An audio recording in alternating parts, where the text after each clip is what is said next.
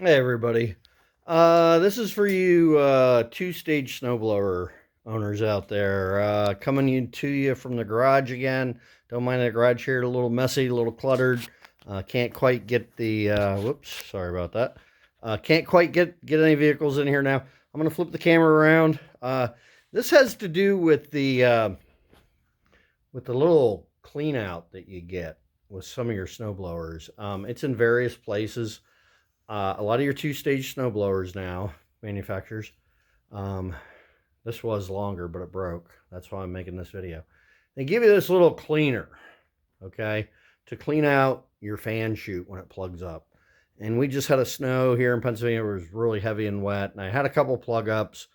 And I drilled a hole in the end of this thing. Actually, way down here by my finger, so I could hang it. So I'm going to flip the camera around here. Like I said, depending on your snowblower make and model, it's usually the two stages. The single stage and flapper style don't have it. So I'm going to flip the camera around here. I'll show you the blower, show you where it was, and show you what I did to resolve this. So here we go. Yeah, messy garage. Lots in here. So here we go. Toro 826 OXE Max, steering, triggers, big two-stage Briggs and Stratton. It's supposed to be 8 horsepower. I think it's actually like 9. It's 1,150 foot-pounds. No, that can't be right. CCs or something like that. I'm not sure. But anyhow, this is, I either purchased this in 03 or 05. It's been a good blower. I take care of it. Keep it painted. But anyhow, this motor, this blower, Toro touts that you cannot stall it, and you can't. This is a little bit of a different thing from the chute cleaner, but it has to do with it because this does tend to plug up. When I bought this bigger blower, I'd use other people's bigger blowers before I had a 5-horse. It would plug up all the time, and people would tell me, got to get a bigger one. So, but here's the issue. I bought this bigger one. It's a big heavy-duty unit. I think I paid around actually $1,100. It was $1,300. I got it in like late March, end of the season. So anyhow, because of this little diverter here, which I don't know if you can see up in there, but it allows excess snow in your fan to come back over, down, around, and recycle, and then go back up in. And so when you hit a big pile of snow, the snow gets in there, and it just goes around and around and around until it can get out, and you can keep on blowing snow where there's less snow. So I don't think I've ever stalled the engine out, except like one time I got a big rock stuck in there, and it just stopped all at once. Didn't hurt the blower. I have yet to replace the belts on this. It's I check them once in a while. They seem to be in good shape. I have a spare set here in the garage. But so anyhow, this diversion chute, or this diverter channel that keeps it from stalling out.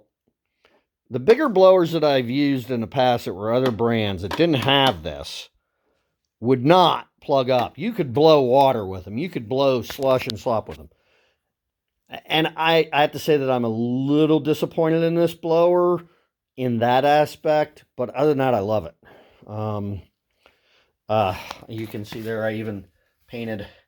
I stenciled on Snowzilla when I first got it. But then I added these. I bought a set of drift cutters because we had some 18-inch plus snows, and I didn't have them, and I found that I needed them, so I added them on. These are actually, it was a Lowe's kit for about $25. I think off of Husqvarna, and the only thing I had to do was when I drilled the holes weren't there, so I had to drill them.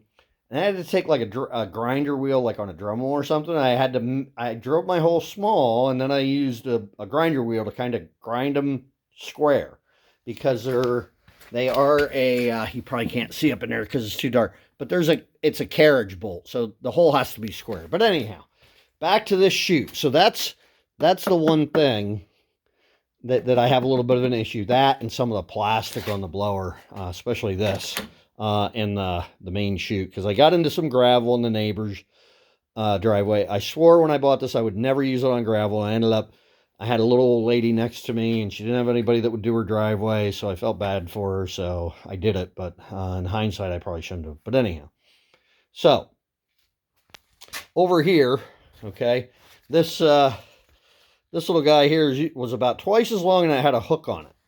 And it used to hook, it would hook right here, and this would line up, right like this, okay? So you could pop it out of there, and you could poke at it. Well, it's plastic, and it over time, it broke. So I drilled a hole in it, and I put some wire on here. Yep, and you can see, probably, I'm kind of giving it away, but I had it hanging here. Well, this thing it's not long enough now, so, so what the heck. You get rid of that. You go to Lowe's or go to a Home Depot or something for $5. I had originally looked at like stove clean out, ash shovels that would fit right down in there. You want to measure your chute area, obviously when the blower's not running. And then you want to measure what you're going to look for. But this little shovel here was $5 at Lowe's. So it has a hole. Now you could, if you want to get all fancy, they got a nice plastic handled one that's got a little better coating on it for $15. But for 3 times the money, I can't see spending it. This may have a little bit of finish on it. In the spring, I'll probably take this off and I'll revarnish that so it lasts longer. So that's what I did. I just bought that and put some wires on there. You can attach it however you want. Yeah, it's not quite as convenient as and sliding in there and popping in and out, but as long as you put it somewhere where it's not really gonna get in the way. That way, when you get a blockage, you can scoop it out of there. I am not a big proponent of sticking your hand down in there, even when the snowblower is shut off. Typically, if I get a jam in there and I have to clear it, and I have to put my hand in there, I come around here and I'll take a stick or something and push my fan some to make sure it's not bound up and it's not like spring loaded, so that when I clear the jam, it's going to jump forward. And the reason being, when I was in high school, somebody I know, her son came and got her really big 10 horsepower snapper blower, and he lived a couple blocks from her, and he came and got it because his was broke or something. Well, on the way to his house, he was snow blowing everybody's sidewalk as he went, and he jammed up.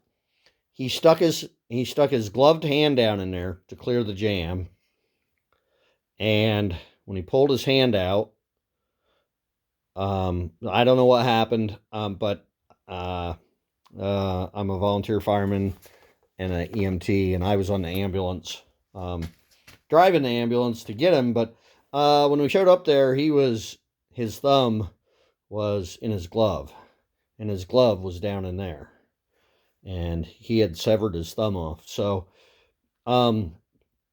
you see the warning stickers, about, this is the one right here. Don't stick your finger down in the fan. Don't stick your foot in the augers. And it's true. You think, but this guy, they sewed it back on, but it was never right. And he was an HVAC tech, so he worked with his hands a lot, and I don't know how much it affected him. If you're gonna lose anything on your hand, probably the worst thing to lose is your opposing unit, which is your thumb. But anyhow, just giving you a heads up, $5, buy yourself a little landscaping gardener shovel, put it on there, figure out a way, a Velcro strap or whatever, something to secure it so it don't go nowhere, and that'll save you from sticking your hand down in there. Sorry this video's gotten long. Till next time.